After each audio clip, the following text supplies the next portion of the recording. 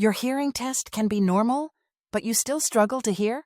This happens when the ears detect sound, but the brain struggles to process it, especially in noisy environments. This type of difficulty is often called Central Auditory Processing Disorder, CAPD. Sound must be organized, filtered, and interpreted by the brain. When these pathways are affected, understanding speech becomes hard and exhausting. Hearing is not just the ear, it's also the brain. Follow for more.